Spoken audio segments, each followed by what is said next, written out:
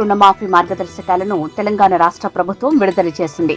Ration కార్డుని ప్రామాణికంగా తీసుకున్న ప్రభుత్వం కుటుంబానికి 2 లక్షల రూపాయల వరకు రుణమాఫీ వర్తిస్తుందని స్పష్టం చేసింది. 2018 డిసెంబర్ 12 నుంచి 2023 డిసెంబర్ 9 వరకు తీసుకున్న పంట రుణాలు రెన్యువల్ అయిన బకాయిలకు మాత్రమే ఈ రుణమాఫీ వర్తిస్తుందని వ్యవసాయ శాఖ తన మార్గదర్శకాల్లో తెలిపింది. పంట రుణమాఫీ కోసం ప్రత్యేక వెబ్ పోర్టల్ ఏర్పాటు చేస్తామని, రుణమాఫీ నగదు నేరుగా లబ్ధిదారుల రుణ ఖాతాల్లోనే జమ చేస్తామని వెల్లడించింది. ఆరోహణ క్రమంలో రుణమాఫీ సొమ్ము విడుదల చేయనున్నారు. తెలంగాణ రాష్ట్ర వ్యవసాయ శాఖ విడుదల చేసిన మార్గదర్శకాల ప్రకారం ఈ పథకం కింద ప్రతి రైతు కుటుంబం 2 లక్షల వరకు పంట రుణమాఫీకి అర్హులు. డిసెంబర్ 9, 2023 నాటికి బకాయి ఉన్న అసలు, వర్తింపయ్యే వడ్డీ మొత్తం పథకానికి అర్హత కలిగి ఉంటుంది. 2 లక్షలకు మించి రుణం ఉన్న కుటుంబం పరిమితికి మించి ఉన్న రుణాన్ని మొదట బ్యాంకుకు చెల్లించాలి. ఆ తర్వాత అర్హత గల వాళ్ళు 2 లక్షల మొత్తాన్ని రైతు కుటుంబీకుల రుణ ఖాతాలకు బదిలీ చేస్తారు. 2 లక్షల కంటే ఎక్కువ రుణం ఉన్న పరిస్థితుల్లో కుటుంబంలో మొదట మహిళల పేరిట ఉన్న రుణాన్ని మాఫీ చేసి మిగులు మొత్తాన్ని దామాషా పద్ధతిలో కుటుంబంలో పురుషుల పేరు మీద తీసుకున్న రుణాలను మాఫీ చేయాలని పేర్కొన్నారు.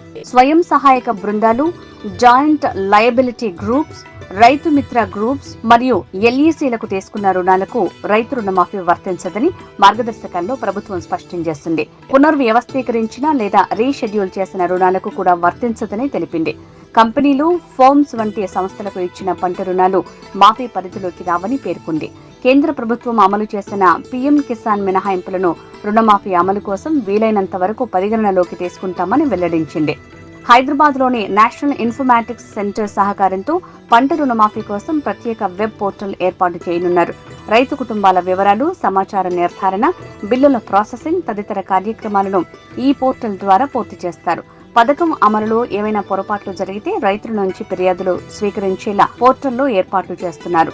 రుణమాఫీ పథకం అమలు కోసం ప్రతి బ్యాంకులో ఒక అధికారిని బ్యాంకు నోడల్ అధికారిగా నియమించాలని ప్రభుత్వం పేర్కొంది. నిర్ణీత మార్గదర్శకాలకు అనుగుణంగా బ్యాంకులు రుణమాఫీ డేటాను అందించాలని, నిబంధనలు ఉల్లంఘిస్తే చట్ట ప్రకారం బ్యాంకులపై చర్యలు ఉంటాయని పేర్కొంది. ఈ పథకం కింద రుణమాఫీ పొందటానికి రైతులు తప్పుడు సమాచారం ఇచ్చినట్లు గుర్తించినా, లేక మోసపూరితంగా పొందినా, లేక పంట రుణమాఫీకి అర్హులు కారని కనుక్కున్నా పొందిన రుణమాఫీ మొత్తాన్ని తిరిగి ప్రభుత్వానికి చెల్లించాల్సి ఉంటుందని మార్గదర్శకాల్లో స్పష్టం చేశారు. ఆ మొత్తాన్ని రికవరీ చేయడానికి చట్ట ప్రకారం వ్యవసాయ శాఖకు అధికారం ఉంటుందని పేర్కొన్నారు. ఈ మార్గదర్శకాల ఆధారంగా ఈ ఆగస్టు 15 లోపు అర్హత కలిగిన ప్రతి రైతుకి 2 లక్షల వరకు రుణమాఫీ పూర్తి చేసేందుకు ప్రభుత్వం నిధులు సమీకరిస్తోంది.